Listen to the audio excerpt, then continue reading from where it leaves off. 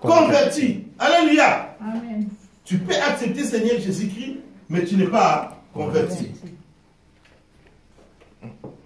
Tu vis encore dans les péchés, mais tu as accepté Seigneur Jésus-Christ comme Seigneur et Sauveur. Tu es libre, mais tu n'es pas converti. Qu'est-ce qui se passe maintenant? La Bible dit, dans le livre des Romains, cet homme l'a dit, misérable que je suis. Alléluia. Romains 7, 24. Alléluia. Lisez cela. Attendez, prenons nos Bibles.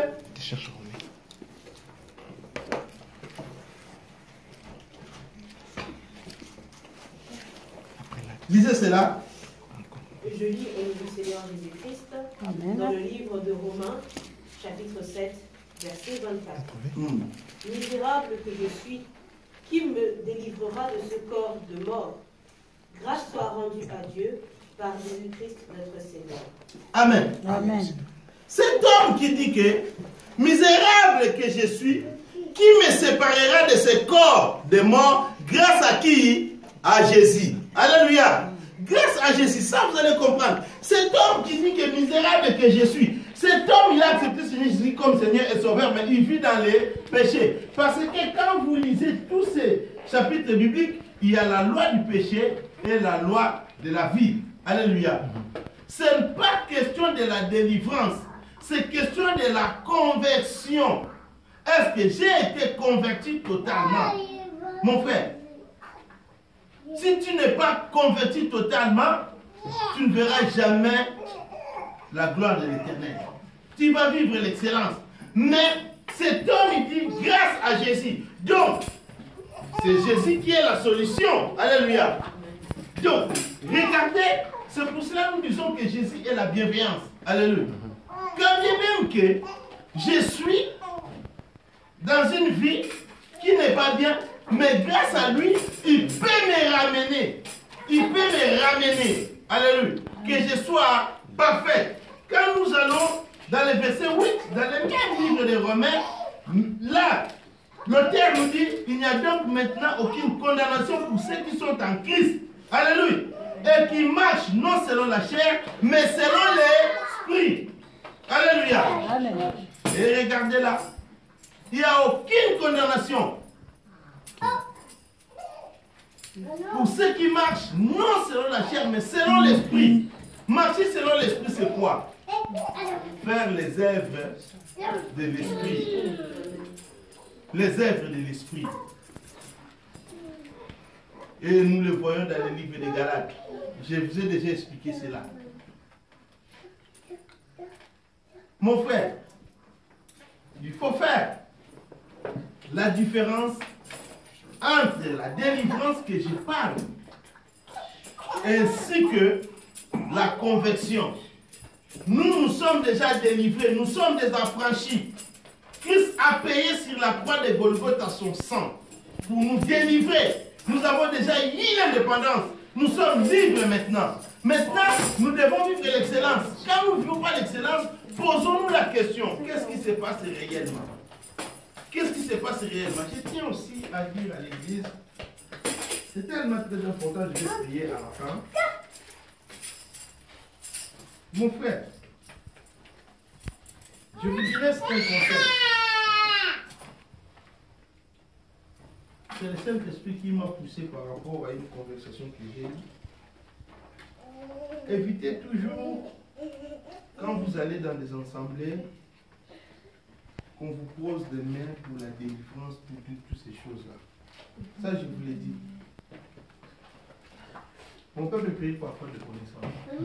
S'il n'y a pas vraiment quelque chose que tu ne sens pas, que tu ne sens pas à toi, ne donne jamais ta tête inutilement. Alléluia. Est-ce que vous m'avez vu déjà faire des trucs? Je prêche. Alléluia. Amen. Et vous, je ne dis pas que je n'ai jamais imposé les mains. Je pose les mains si vraiment il y a un problème. Si le Saint-Esprit me dit. Mais aujourd'hui, nous avons vu, il y a une habitude. Vous allez dans des églises et les pasteurs, quand ils commencent à prêcher, après ils commencent à imposer les mains à tout le monde. Alléluia. Ne donnez pas ta tête inutilement.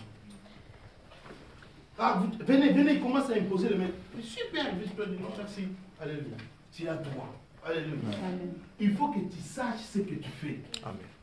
Il faut que tu saches ce que tu fais. Pourquoi il va t'imposer les lois? Alléluia. Mais si le pasteur inspiré par l'Esprit de Dieu, il y a un cas, il t'appelle pour ton cas, pour prier. Ah là, tu peux le faire. Mais faire la kelele, qu'on vous pose les mains comme ça, mais qu'est-ce que cela veut dire? Qu'est-ce que cela veut dire? Pourquoi? L'imposition de la main. Je vais préparer un message sur cela pour que vous compreniez bien quand est-ce que vous devriez être imposé les mains. C'est tellement très important. Même l'onction de l'huile. Aujourd'hui, je le vois, le pasteur, il vient avec une petite fiole, il va commencer à mettre de l'huile dans la tête de quelqu'un. Mais pourquoi tu le fais? Alléluia.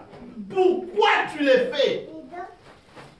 Mais toi, enfant de Dieu, chrétien de Montgarizim, à vertu que tu es, si par exemple tu arrives à un tel cas, moi je dis tout simplement, il faut toujours savoir pourquoi on fait ça pour moi. Alléluia. C'est tellement très important. Vous savez que tous ces gens-là, qui étaient dehors, maintenant ils sont rentrés dans l'église. Ils sont rentrés dans l'église. Ça, je vous enseignerai sur cela. Je ne dis pas qu'il ne faut pas accepter cela. Alléluia. Mais si vraiment il y a quelque chose, moi aussi je prie pour les gens, je pose les mains. Mais je pose les mains si vraiment il y a une situation qui me permet de le faire. S'il n'y en a pas, je ne le fais pas. Comme toi aussi, n'accepte pas n'importe quoi. Tu as le droit de refuser. Alléluia. Tu as le droit de refuser des choses. On ne sait pas ce qui se passe aujourd'hui.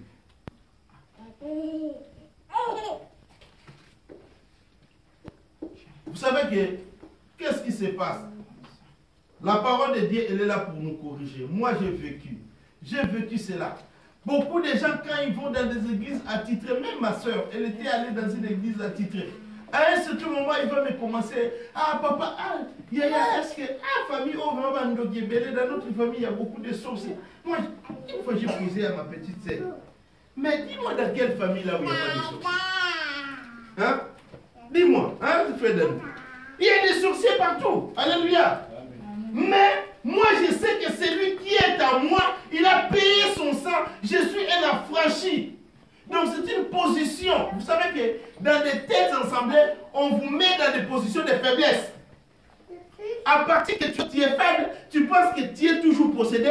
Qu'est-ce qui va se passer? Toi, tu seras déjà au merci de ce pasteur-là.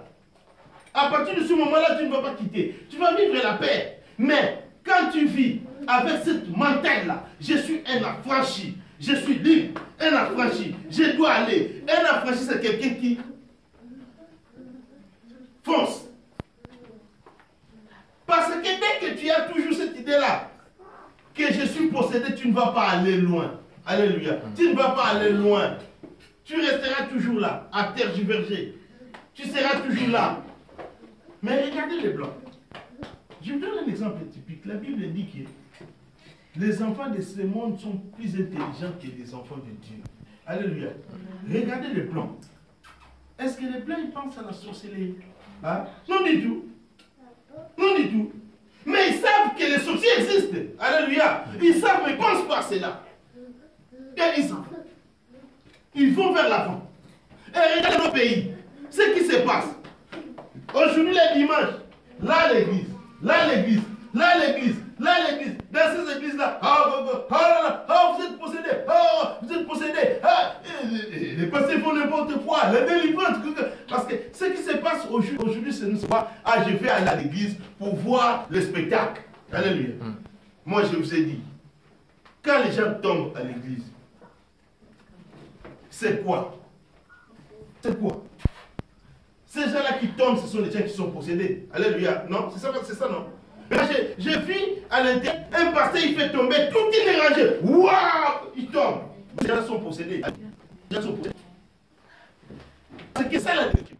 La délivrance, c'est nous, c'est les gens. Le pasteur, quand il fait cela, les gens ils sont contents. Mais non, prêchons l'évangile de la repentance. Amen. Alléluia. Cet évangile-là qui va nous ramener dans le royaume des cieux. Alléluia. Amen. Vivez. Moi, je vous dis, les enfants de l'église Montgarizim, que ça soit ancré dans votre tête, que vous êtes